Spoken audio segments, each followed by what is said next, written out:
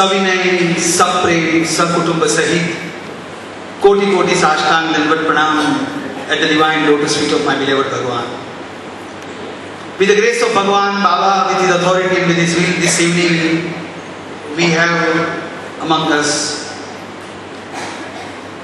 if I may take the liberty of saying, our father figure, Professor Anil Kumar sir. Whenever I am blessed with the opportunity to introduce him, I always, at the cost of repetition, always say that Professor Anil Kumar sir is his master's voice, and he is actually part of the Sai kingdom and the Sai family. Particularly when we come from United Kingdom, whether it is the sadhana camp or whether it is the Gram Seva small group, at a very short notice he accommodates us, comes us, and then he gives us the light and the delight, and with the words of his wisdom he makes us enlightened. I also take this opportunity to tell you that in Sai Kutir particularly, we started doing the Parayan of Sai Vedam, Sai Blossom, Sai Upanishadam. And recently, Sir has published another beautiful book, Divine Daffodils. Just before we came to Prashanti Nilayam, we had completed the Parayan of that particular book. Many of you, because of the distances, you are not able to come to Sai Kutir on Monday Puja. But I would strongly recommend that before we leave Prashanti Nilayam tomorrow, in the evening, whenever you get little time after you have done your packing, please do buy these books, because these books are nothing but the real treasure of the divine wisdom, and which has been so elaborately and so generously distributed by Sir as the divine instrument. I must also, at the cost of taking little time, say that this entire mind, body and Atma theme, which was conceived at a planning stage and which was approved by Bhagwan himself, was actually, the syllabus was drafted and prepared and approved by Professor Anil Kumar sir.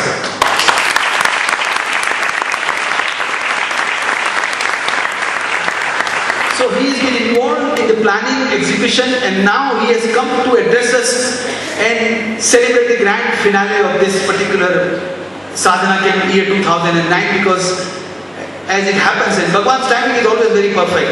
Sir was supposed to come yesterday, but because it was late and then we were also having an appointment with Professor Venkatraman sir, I requested him and he readily agreed. He said, "Puppet, don't worry, we will have it tomorrow." And thus he is here. So on behalf of all my brothers and sisters, I welcome sir, and I now request him to address us, and I have also requested him and prayed to him that he should bless us, and he should pray to Bhagwan that before we leave tomorrow Prashanti Nilayam at physical level, because we will never leave mentally or intellectually, we are always here.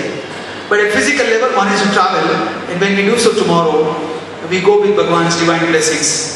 And I am sure when he will do prayers which emanates from the purity of his heart, it is bound to reach the divine, and indeed will be blessed. There cannot be any doubt. There is no question of any doubt. There is no power on the earth which will come between the God and his devotee when the prayer emanates from the core of his heart. With these few words, sir, please. Jai Satsang.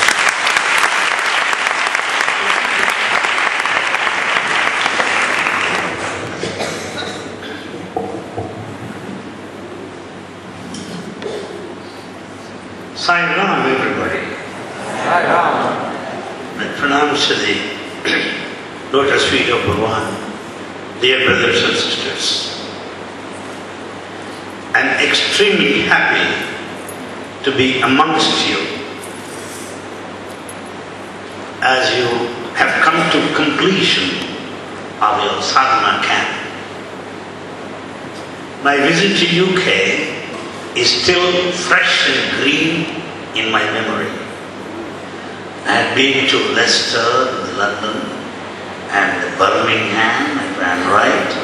I visited those places, and also Buckingham Palace in rain and also Buckingham Palace by night. London Eye. Wow, good. Those memories are very fresh and green. So coming to you, I'm not a stranger, I'm not a guest anyway. I'm a part of your family. I always claim you as my own. So, I'm free to come anytime. I don't have to fit in, no formality, nothing. I don't believe in that also. Well, my friends, the topic seems to be quite a very high dosage of seriousness. Mind, body, Atma, wow, wow. Where is the mind? Never mind. Where is the body? Everybody or anybody or nobody? What is this body then? Atma, what is it? These three are different levels. Before I go into that, I would like to bring to your attention certain important aspects. Well, this is my 46th year of service as professor of biology working in the university. So I think you'll understand me if my approach is typical of a college professor. Yes. Naturally, we'd like to know, anybody, who are you? Good to see you. Who are you? Where do you come from? What do you do? What's your age? You look good. Fine. Nice meeting you. See you later. Bye. These are the common words of meeting and departing as well. So what do you mean by that? Hello, how are you? When I say how are you, does it mean the body or mind or Atma? They say good, quite good. What do you mean, body or mind or Atma? So, let us first understand that an important area, what we think the world is different from the spiritual dimension. The spiritual dimension and the material dimension are two different areas. In the material dimension, what do I say? How are you? You are good looking. You are handsome. You are quite tall in height. You are a little taller, you see. These are the words that we often use in the material plane. Go by the body, the comparative study, how handsome one is, how beautiful one can afford to be. This is what it is, material, outer. We like to know everybody, who are you, what are you, and all that. But spirituality wants you to know yourself. In the world, we want to know everybody. In spirituality, one should know one's own self. That is the first difference. Because even in spirituality, people are very busy in making contacts, in making friendships, and business prospects, money making. That is material philosophy or philosophic materialism. It's not so. Anything to do with the outer world is material approach. Knowing about this, that, medicine, engineering, social sciences, basic sciences, fundamental sciences, technology, that is all material. But to know myself is spiritual. That is the first difference. Am I clear? The second point is this. In the material world, there is plurality or multiplicity or diversity or variety in the material world. This beautiful building, this is not that good. This is a big mansion. This seems to be a hut almost, okay? So this kind of comparison, material world is based on comparisons. We go on comparing. That group is better than this group is better than that group. All groups are uniformly good or uniformly bad. But we go on comparing. This is the nature of the material world. We go on comparing. Supposing as a professor, if some students go on asking me questions, what do? I try to avoid. Let us think of this question next class. Or we try to bypass. Did you read that? Did you read that? Excepting this, I was asking everything else. Or see, confuse the fellow that he forgets the question itself. Or divide. Earlier batch is better than this batch. They never ask us silly questions. So ABCD of teaching is there anyway. This kind of comparison is a quality of the material world. In spirituality, there is no comparison. If we say he is better than this, that country is better than this group is better than this year is better than last year, it is material, which is immaterial in the spiritual world. No comparison in spirituality. Comparison in material world. To know everybody's material world, to know one's own self is a spiritual world, right? And third point, in the material world, everyone wants to show off. I say, I know, I got PhD. Oh, is it all? Well, I got DSc. Oh, good. Oh, no, I got some special papers, research papers to my credit and, I see. Ego, show, publicity, aggrandizement, pomp, that is the quality of the material world. Ego, pride, show, these are all the qualities of the material world. In the spirituality, no ego, no pride, no publicity, no pomp, no self-glorification, no self-aggrandizement, whatever you may call it. This is the difference. And the next, in the material world, there are different steps. High school, college, university, doctorate, postdoctorate, okay. In spirituality, there are no levels, there are no steps. Because some people come and ask, sir, we are not at that level. I said, what level? Only two levels. This level or that level, no other levels.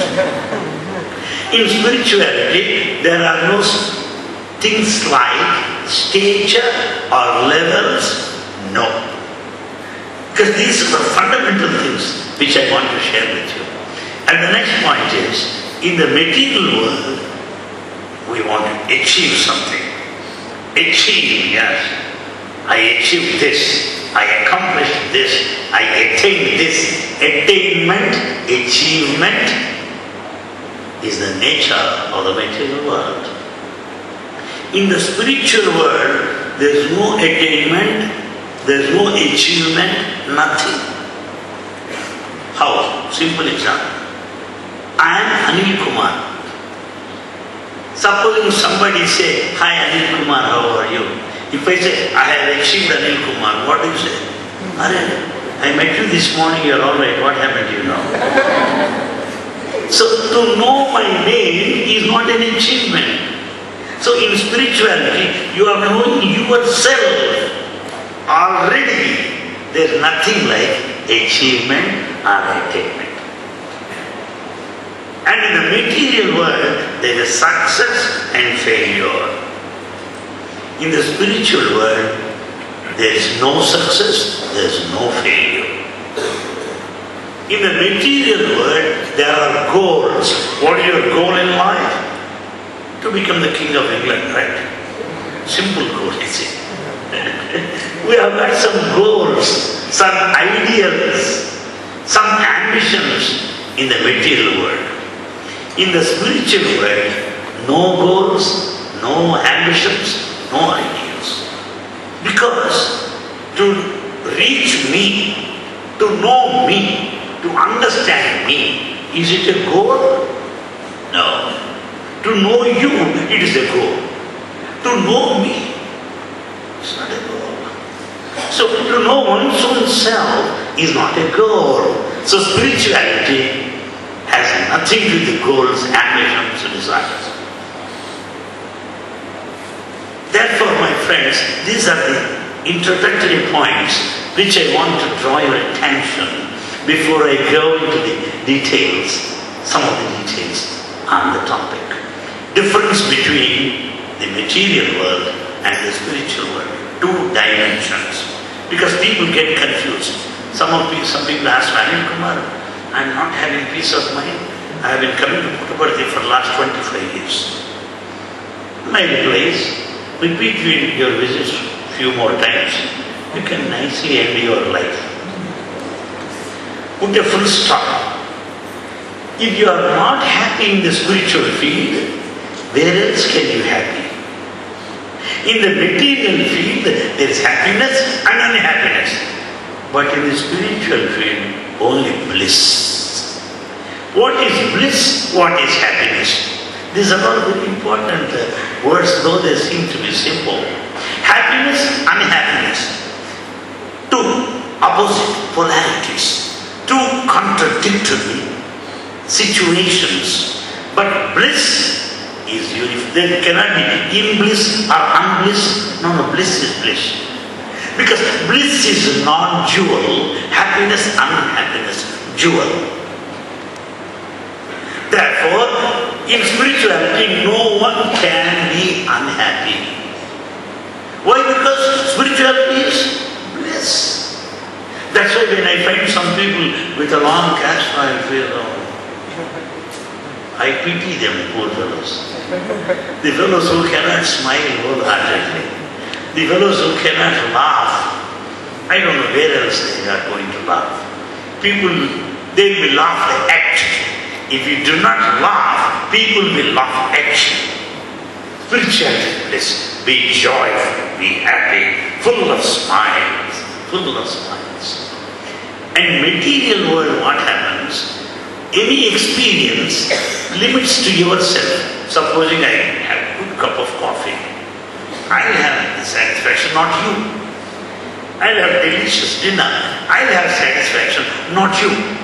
Whereas in spirituality, in the company of a spiritual man, there will be joy around, there will be pleasure around, there will be smiles around, there are beautiful, positive vibrations. That is the effect of a spiritual man. Because when some person sits among us, we feel like weeping. Because that fellow is a nuisance. Whereas when a person comes, another person, we feel like smiling. Because spiritual vibrations, you understand? That's the introductory part which I want to tell you in the beginning. Because people confuse between the two, the material and the spiritual. Now, there used to be one gentleman, better I not mention their names, because I don't want to get into the trouble. Man, 50%. And Swami said, he looks like a question mark almost.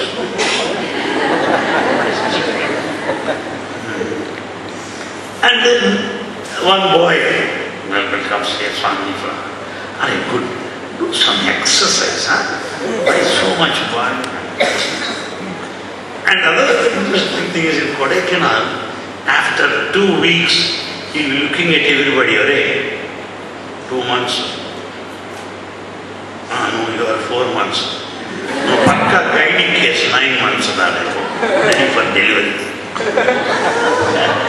So it only means the body should be slim and trim. The body should be slim and trim. That the people should be able to look at us. That we should be able to look at others comfortably. Comfortably. Baba tells, you see my body? Same weight, same temperature, same BP, everything same. Why? Body is a limited company. Body is a limited company. See, supposing you breathe, if you breathe more, some problem. If you breathe less, greater problem. If you don't breathe, problem is solved. So how many times you have to breathe? 21,600 times. No sir, I am capable of breathing 21,800 times. Please consult cardiologist tomorrow morning. Well, I never breathe at all. Something wrong with us or with you. So this breath is under control. Blood pressure is under control. Body temperature under control. The food taken should be under some check. As Baba says, I am not practicing, please. What he said I am telling you. Half the stomach should be empty. Oh, I see. We eat that way that we can collect easily, you see. Half should be empty. And in the other half should be filled with water and food stuff in that small part. It's not possible for me anyway, that's what he said. But one statement I think we can follow. As you sit to dine, you should be able to get up comfortably after dining. You don't require any crane to lift you up.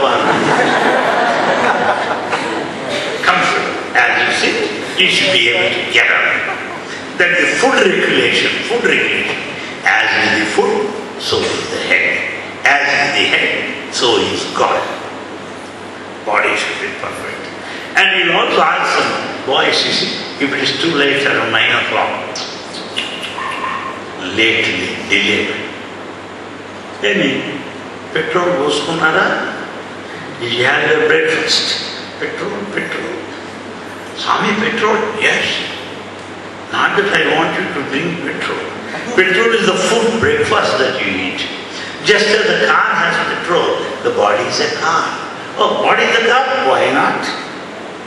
The car has two beautiful bulbs in the front, so also your eyes. And the car has got a petrol tank, so is our stomach. Yeah, of course, the petrol tank of the car may be empty, but we are never empty, no problem. So, how about the four tires? The two hands and the two legs are the four tires. The mouth itself is a horn. And the breath is the air in the tires. Brake is the intellect. Mind is the steering. So, body is a perfect automobile. It is a vehicle of transport. I have a car not to keep in the garage. No.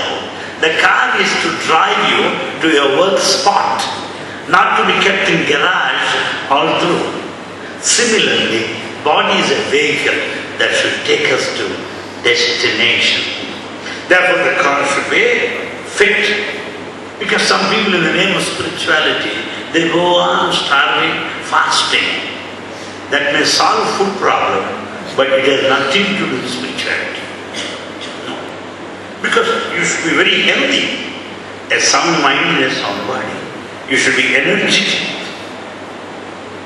That is, the body is a gift of God. Some people say, as you talk to people, it's half-baked philosophy. Why this body is given? I should maintain this body. I am waiting when this body would go. I am waiting. Better such fellows finish off their career as early as possible. Body is gift of God. Body is the temple of God. Just as the temple is clean and pure, the body has to be clean and pure, being the temple. Because of this body, we could come to Puttaparthi. Because of this body, we could see Him. Because of the body, we could hear Him. How do you condemn the body then? So, body should not be neglected. Body is most precious. Body is most valuable. It is a vehicle of transport to take you from one shore to the other shore. Am I clear? That's the body. But it should not be like a garbage where we feel the stuff all through. The body is perfect. Then comes the mind. Is there a mind at all? If so, where is it? The one here is the brain, but not the mind. Brain is here, mind is all over. Please understand this. Brain dies or lost at the time of death, but mind will never die. Mind persists life after life like a software. When you keep the software, you get all the program on the screen. Likewise, software of the previous life, the mind, appears on the screen of the present life. Am I clear? So the mind recurs. The mind repeats life after life. But the body, not so. To give Baba's example, body is like a medicine bottle. Every bottle, medicine bottle will have two dates. Date of manufacture, date of expiring. This bottle knows only one date. Date of manufacture, date of birth. Date of expiry is not known. That's all. Therefore, body has a beginning and an end. But mind repeats life after life. I see. Then what is mind? It is present all over. All over the body. Everywhere. Mana eva manushyana. Karanam bandha mokshayo. And what is the mind? Mananat iti manaha. Mind is recapitulation. Mind is memory. Sankalpa vikalpatmakam manaha. Thoughts, counter thoughts is the mind. So mind is most important. But it is monkey mind in most of the cases. Monkey mind is a thing that we make it. Mind is the mind right from the beginning. But we make it a monkey mind of late. But it should be so. Baba gives an example. Bundle of thoughts constitute the mind. Thoughts are like threads which are interwoven, make a handkerchief. If threads are removed, no more of handkerchief. So similarly, when thoughts are lost, when there are no more of thought, there is no mind. So mind control, knowledge of the mind is most essential. In fact, Baba every time says, you are God, you are God. Very difficult to believe that I am God. And sometimes I feel better I don't be a God also. Because I can enjoy as a human being. As God, Baba said, Sai Baba is God, who doesn't eat ice creams. So if I am God, I should stop eating ice creams. And he doesn't eat sweets. As God, you should not eat sweets. Very difficult, let us not be gods. We are very fine and comfortable as human beings. So, but Baba says, you are God, you are God. Why do I not know that I am God? I do not know that I am God because here there is a curtain. Actors are there, audience are there. What is it that separates audience from the actors? Curtain. The curtain is taken, lifted up, drama begins. Similarly, mind is a curtain that separates me from God, that separates you from God. Mind is a curtain. Mind is a partition. Mind is a China wall or Berlin wall, something so hard and tough. And once this is gone, then this curtain drops. Then when the wall collapses, you realize that you and God are one. To know that you and God are one, this mind has to be withdrawn. Mind withdrawn, yes. Mind can be withdrawn. Our students know that. Even if you go on teaching the class, some people look into the empty air. He's thinking of the hostel and the breakfast and all. Mind withdrawn. And some people can sleep with open eyes also. With their eyes open, they can sleep. It's a great art. Yes. It appears, I think so. So some people do that. Therefore, you could just, when father tells something, mother tells something, switch off. So, withdrawal of the mind, we know that. But if you do it in spirituality, it is called sadhana. This withdrawal of the mind in the material world is indifference or disinterestedness. Withdrawal of the mind in spirituality is sadhana. Supposing, sir, I have withdrawn my mind, I am sitting in the class, please don't ask me any question.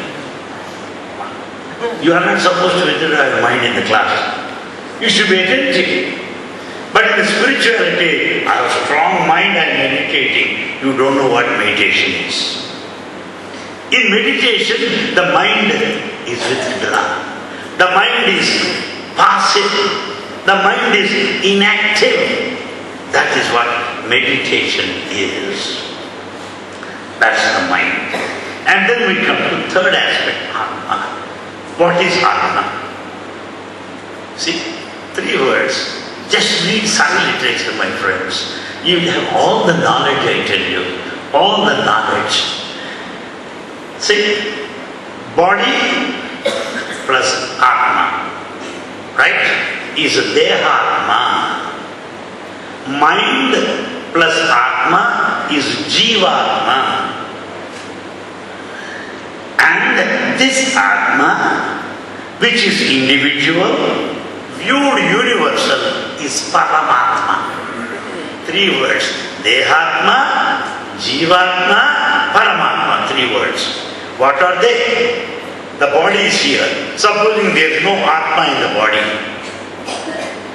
it cannot function. Lights are there, fans are there. Suddenly, power breakdown. No lights, completely dark. Have you experienced that in the recent days? Oh, many happy returns. So, when there is power cut, no supply, nothing. Similarly, body is like a bulb. Body is like a machine. When once the Atma is not there, body functionless. Am I clear? So, Deha Atma. Atma is electricity, Deha is the body. And now second, mind plus Atma is Jivatma. The mind, supposing if say, I know, I am so and so. This is my house. This is my office. This I-ness is because of the mind. Possessiveness, attachment, claim, identity. These are all the qualities of the mind. The mind is short because of Atma. When once Atma is withdrawn, mind gets separated out. It is also inactive once again. Individual soul. Individual soul is Jivatma. And third one, here is a balloon. Balloon is full of air. You break it. What will happen? The air in the balloon merges into the air around. Right? So, air in the balloon is same as the air around. Right? Limited air is in the balloon. Unlimited air is all around. So, that unlimited air is Paramatma. The limited air is Jivatma. Understood? So, this Atma is electricity.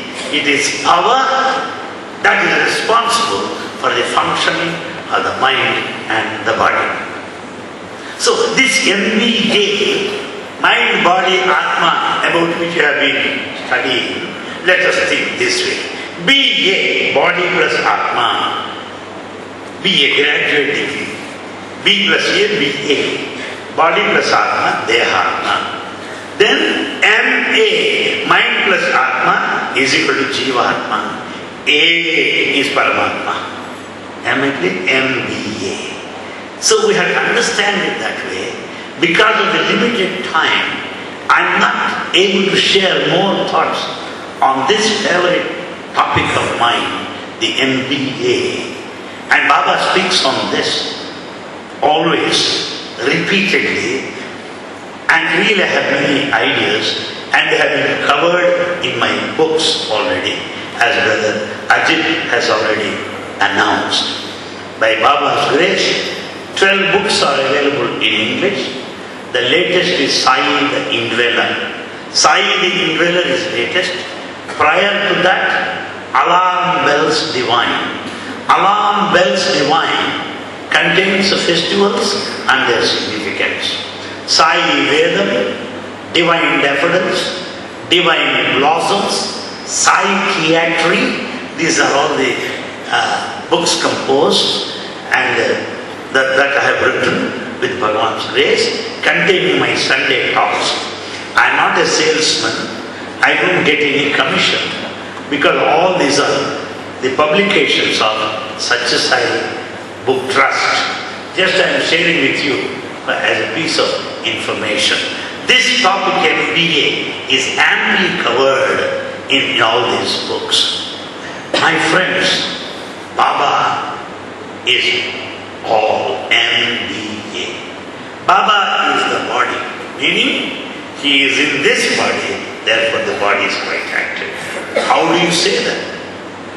We are quite active. Take Baba's devotees, are highly energetic, doing Gram Seva, doing bhajans and service activities of any age. They work, many people work like anything. We work more than the rest of the people in society. Why? B plus B, body plus B, Baba, is Dehatma. Am I clear? And Baba is there in our mind, M plus B, mind plus Baba. What happens? The mind is never perverse. The mind is never misdirected. The mind is never mischievous. It is not conniving. It is not managing. It is not manipulatory. It is straightforward. Am I clear? Because Baba plus mind. Body is here and healthy. Baba plus body. And always I enjoy the bliss myself without anything to do with the body and the mind.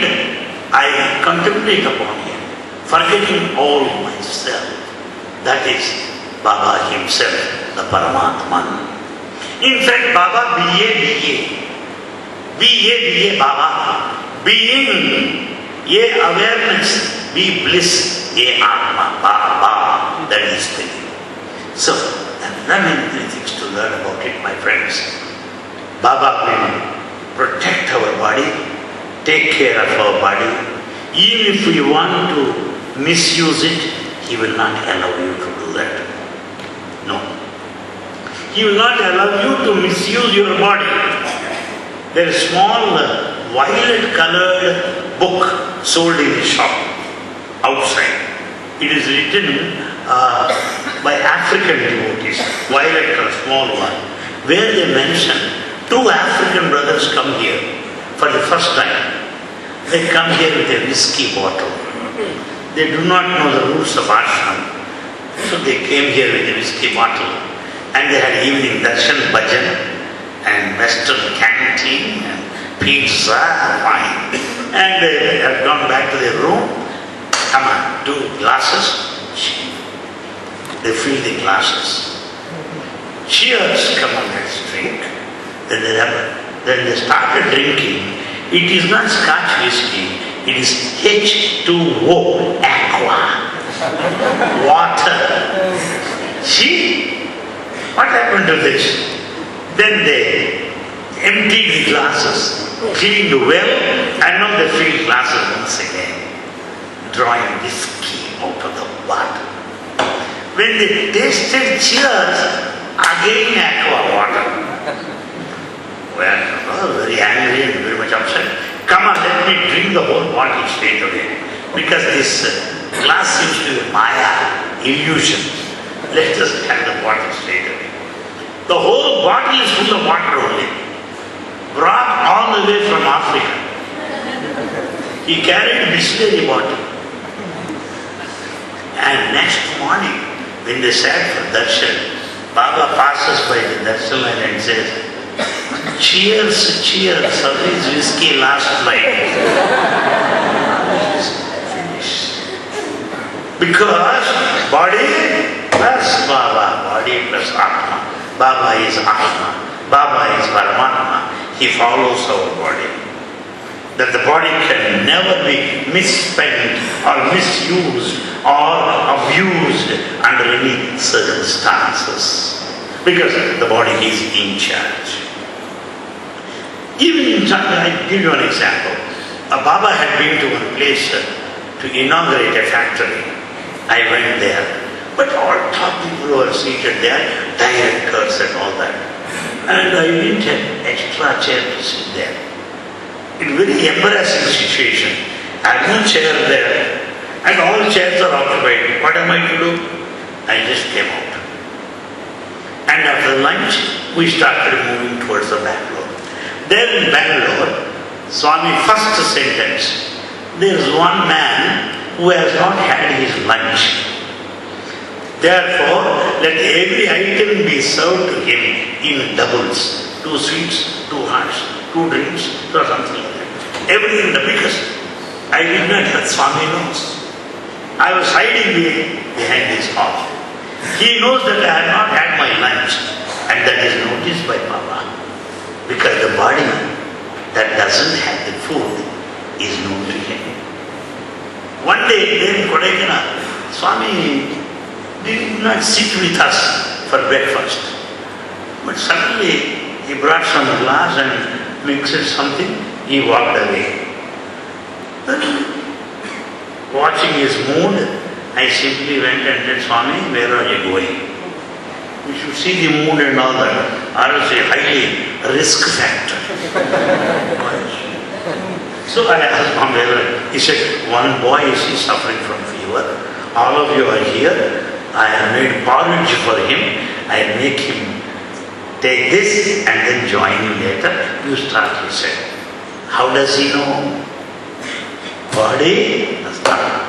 When this body suffers from something, he knows immediately.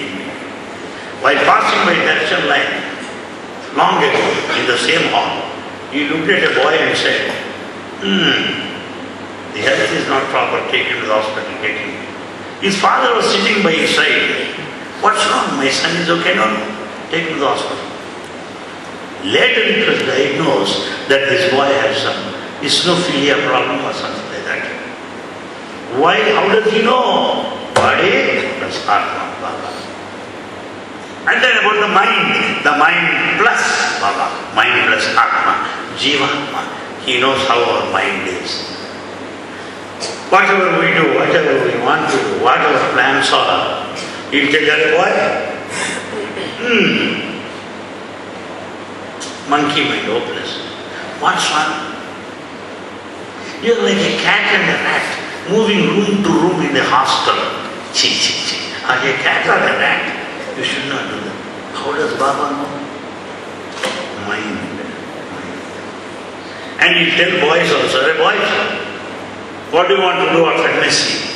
The fellow is innocent, he will say, Swami, whatever you say. Or you do MRS right. MRS, and they Mrs. Get married. Oh, Swami. Then the boy. And then Swami repeated that. Wife is life. Life is wife. When the wife becomes knife, then you will come to me. Because the monkey thoughts are best known to him. Very well known to him. We cannot hide anything. The mind is known to him. Whatever it wants to do. Because mind plus Atma, Baba. And then Atma, the consciousness. Then we just meditate. Rise above the body and the mind if you can. we'll experience it from within. That's what is called Samadhi, the ultimate. Many things can be said on this, but for the constraint time, I would like to answer your questions if you have any. Thank you very much.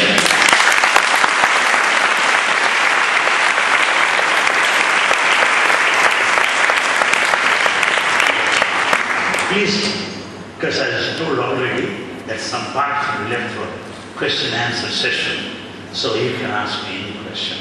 If I can, I will answer, or else not. But I don't bluff. No.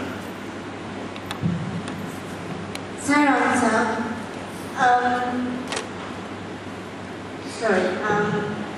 you said earlier that we should not fast, but there are many people who fast on Thursdays. For Swami, is that something wrong? Or? I did not say you should not fast. I only said fasting has nothing to do with spirituality. You can fast to regulate your body, for your improved digestion, and to regulate your body weight, but it is not spiritual activity.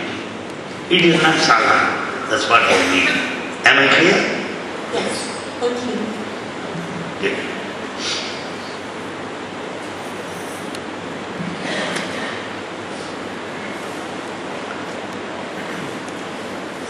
Yes, please. Saram, Yes. as we all begin to commence down our spiritual journey, what are the key pitfalls at the beginning? What should we be aware of? Can you give us any tips? What should we do at the beginning, even Correct. in our spiritual journey? Correct. The first thing that what we should do in our spiritual journey is to know our own limitations. Our own limitations. What do I mean by that? Let us know that there are many things which are not under my control. The span of life, longevity of life, is not under my control. The end result is not under my control. The destiny is not under my control. There are many limitations. You may eat food, digestion is not under your control. Circulation of blood is not because of you.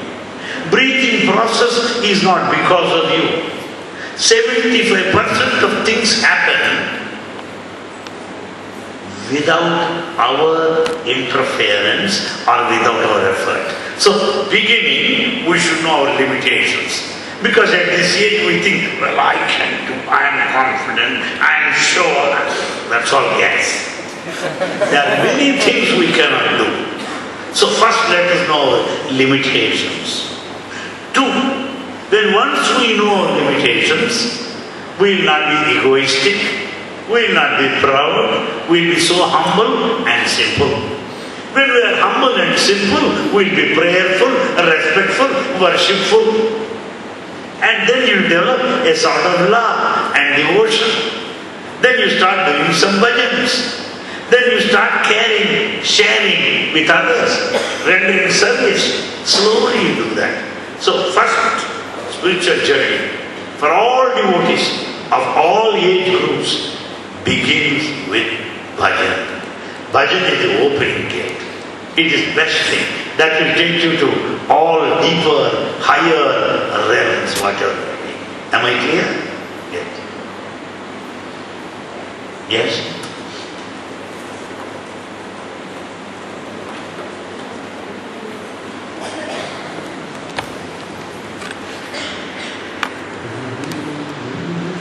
Sarah, it said that we use about only 10% of our brain, and the rest of the brain, is it connected somehow with the mind? I don't get you. Would you please come forward? Come forward. Yes. Yes.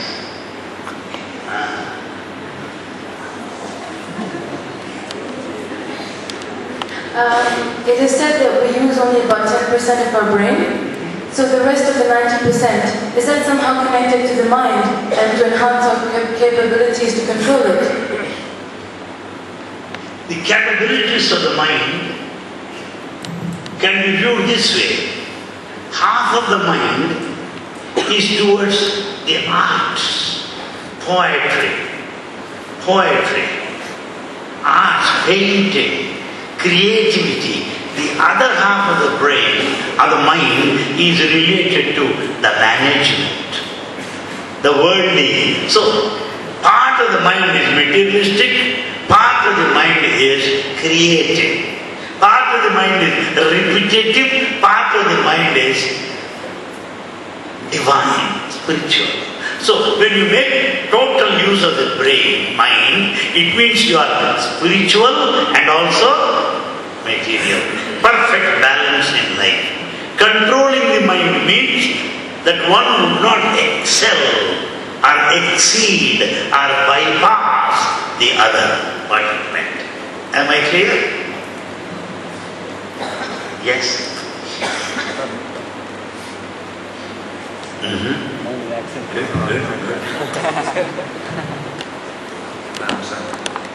Is meditation the only way? We start with mind. I start with mind. In the process of meditation, there are 3 steps. The mind is focused, concentration. Next, the mind goes on thinking of that around. The thought around that object of your concentration.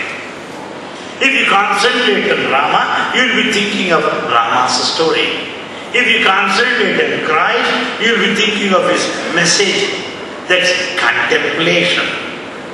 So concentration, contemplation are the 2 steps related to the mind. As you go to the 3rd step, there is no thought. Thoughtlessness. N-O, no mind state. So no mind state, when mind is withdrawn altogether. There are no thoughts altogether. That is meditation. So I start with my mind and end with no mind. Am I clear? That's what I mean. So you take the thoughts with you to your next life when you're reincarnated. But does that mean that, because you said there is no comparison in the spiritual world, so if you take your thoughts on with you, would that not determine what you're reincarnated into? Well, I don't know what exactly you expect from me, but from the way what I understand, I think I will be able to reach you this way. When mind is completely withdrawn, when you experience that thoughtlessness, there will be no birth again. Birth and rebirth are because of the mind. When the mind is withdrawn, there is no question of birth and rebirth. That is total state of liberation or moksha or nirvana. So, in order to see there will be no rebirth, one has to withdraw the mind. That's what it is. Yes.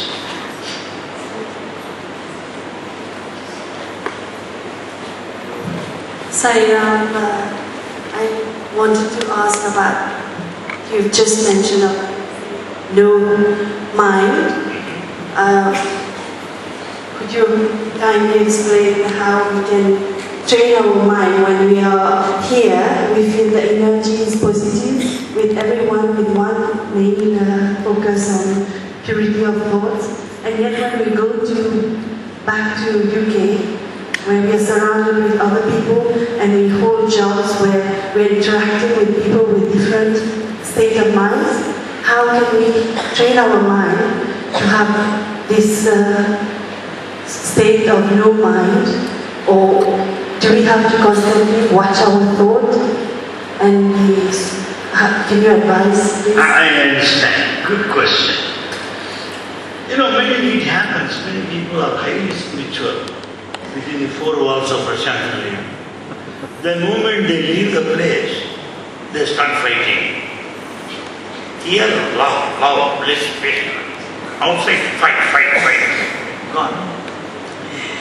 The point is, we are peaceful here because of emotion. The peace that we experience here is emotional. Shanti. But this emotional peace or Shanti becomes your nature. You will be in peace here and outside also. That is Prashanti. Shanti is conditional to a place and time. Prashanti beyond time and space. So we should try for Prashanti, the eternal peace, the continuous peace, the non-stop peace. How do you get it? Here we are peaceful, observing the premises, observing the surroundings, observing people, watching Swami. Then once all that is taken in, got imprinted, you will enjoy peace within. The peace now is because of all factors around.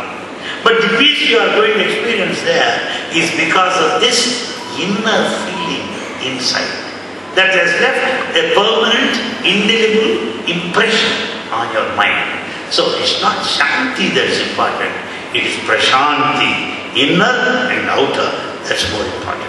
Am I clear? Yes. Sir, you mentioned earlier on in the talk that there's two differences within the materialistic and within the spiritual path. Within the materialistic path, you mentioned that there are different goals, different sort of career paths. If we take an example from going from a degree to a master's to a PhD, whereas within the spiritualistic path, there is no quantitative measure. So how does one assess how one is getting along within that path, if they're on that path at all? Good.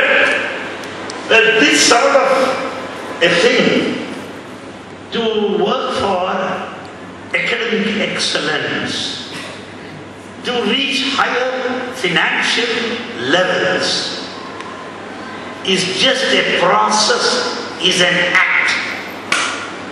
If you just dissociate from the result, the very act becomes sadhana. Simple example. I come here expecting Swami's darshan. Swami will come and have darshan. Give the letter, give the rose, take Prashanti, get the interview, and a change if possible, and catch flight tonight. Now you come here, that day darshan cancelled. Then what happens? You are completely shattered. But if it is spiritual, what happens? I have come with the desire to have Swami's darshan. I got it. Thank you, Swami. I have come for Swami's darshan. Somehow I couldn't get it. Maybe next time. Maybe that's only a preparation. Maybe that I can turn to him more seriously. That I can worship him more intensely. Such that I will get his darshan next time. Meaning positive view of life. Not result-oriented life. Not goal-centered activity. It is positive attitude towards result, positive or negative. That makes it spiritual. Am I clear, please? Yes. Is it over? Sir, can we close? They don't have questions. Yes. Yes. While in Prashanti, because we have group of brothers and sisters, we have time for yoga meditation, yoga and breathing. When we go back, we have that enthusiasm because we have just returned from Prashanti. We do it for a good few weeks, but over a period of time, it tapers down. So is there any way or advice that you would like to give us so that we have that intensity or... Take Brother Papa to your residence. He will see that you get up at 4:30 in the morning. He will see that. Take him with you. My friends, we are here, as he said, doing yoga and all that here. because of certain force, because of certain discipline, because of some promise given to us, because of some hope, because of some training, because of some kind of liking for it. But if it gets into our nature, if I'm completely convinced that it will be useful to me, I take this as a training ground so that I continue to do it thereafter. That will be able to do it. But on the other hand, if I take it a seasonal activity, or vacational activity, or recreational activity, what happens? It stops there. Let us love that. Yoga, alright. Ajit is really insisting I do yoga. Or else he is very serious man.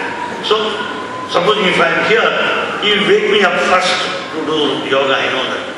That's why I'm keeping a respectful distance from him. So, yoga, okay, what is yoga? If you know what yoga is, you will like it. Is it a physical exercise? No. Is it mental exercise? No. Is it breathing exercise? Certainly not. What is yoga? Yogam samatvam uchyate. Equal-mindedness is yoga. What is equal-mindedness? Failure or success are taken with equal composure. Yogam samatvam uchyate. Then what is yoga? Discharging your duty is yoga. Yoga kartavyam uchyate. Doing your duty. Then what is yoga? Doing duty to the best of your ability. Yoga karmasu kaushalam. So, if you understand what yoga is, you will do it at home. Then what happens? In breathing process, pranayama, yoga in relation to the body, pranayama will extend the longevity of life. Those that breathe heavily, more number of times, live for a short period. It is the dog that breathes heavily, that lives for a short time. Snake, spread over a long time, it lives for longer period. You understand? Therefore, breath control is yoga for longevity. And mind control through yoga gives you awareness. So, the yoga through in the psychological direction will make you a jnani. Yoga from the physical dimension will make you a yogi. Yogi, physical yoga. Jnani from intellectual yoga. So when once you know what yoga is, you'll certainly adhere and follow it. But if it's only for 1 week to be a member of the UK group, to get a chance to sing, that's conditional yoga. But this is simply unconditional yoga. Am I clear? Yes. So do you do any form of physical yoga at home? What? Me? Do you do any physical yoga asanas or pranayams? Well, let me be very honest.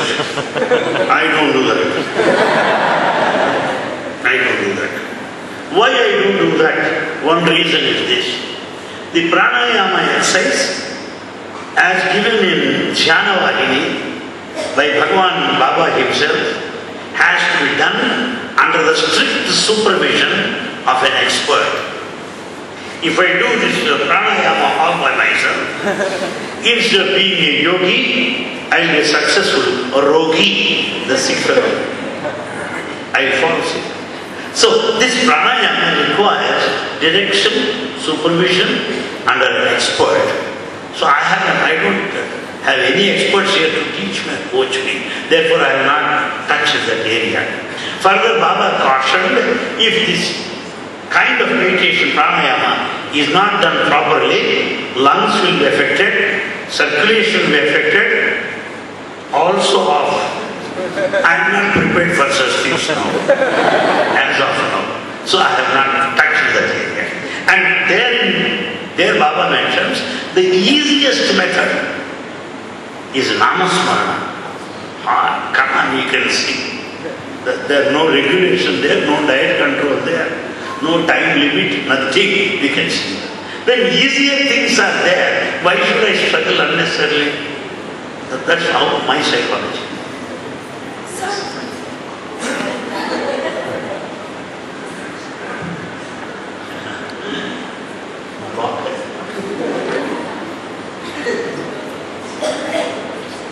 Just wanted to ask.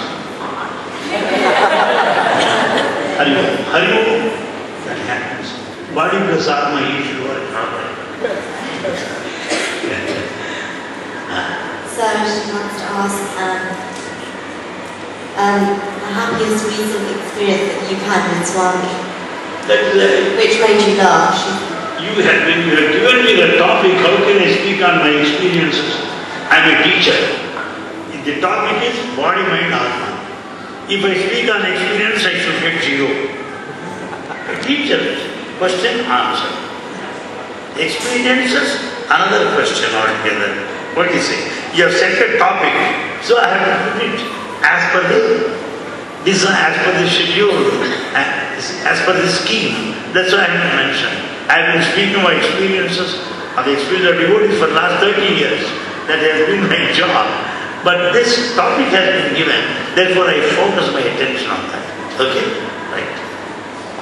Yes, sir. Sarah, apart from meditation, what other methods do we have to cage the monkey mind? As I said, just as a candy or a sugar doll, when it is immersed in water, what happens? It gets dissolved later. So the monkey mind, when it is in the process of meditation, in concentration, monkey goes, mind remains. In contemplation, mind becomes thinner and thinner.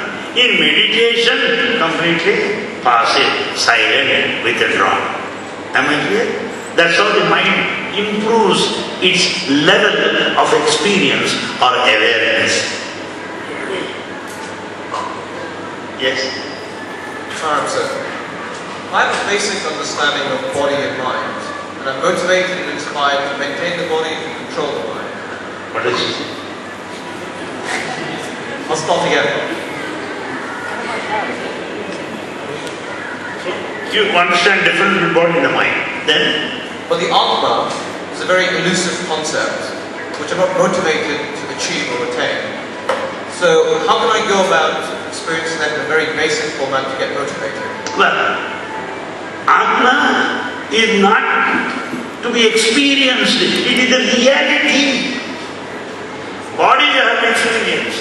Because I have to see, I have to hear, I have to touch, I have to think. So, through experiences, I can make use of this body and know that. The mind also should think. But Atma is like current. You can see the bulb and the light, but you don't see the current. Because you don't see the current or power supply, you cannot deny its existence. Without the power supply, all this bulb is useless, however good it is. So the fact that body is functional, the reality that the mind is functional, it means there is undercurrent of Atma or consciousness. Sorry, I just wanted to ask, you mentioned before earlier in your speech that the mind is actually a curtain, and once the curtain is lifted, you experience God. How can you experience that, and is that permanent? You have to maintain it, and how do you do it? When the mind is a curtain, how to lift it? How to experience it? How to know one's own reality? How to go about it? Good question. How do you know that the curtain is lifted? Simple example. Here is a curtain. All of you are here watching, waiting when the drama would begin. Then what happens? We'll be talking. Where are you from? What is your childhood?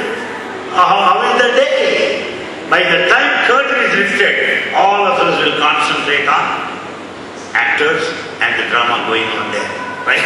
So there will be so many thoughts. It means curtain is put there. When thoughts are gone, curtain is lifted. So lifting of the curtain is withdrawal of the mind. Silence is the state of experience. Identity with reality is samadhi. So the thoughts disturbing you, meaning curtain is still dropped. It is yet to be up, lifted. Am I clear? That's it. So, thank you very much. The topic is serious.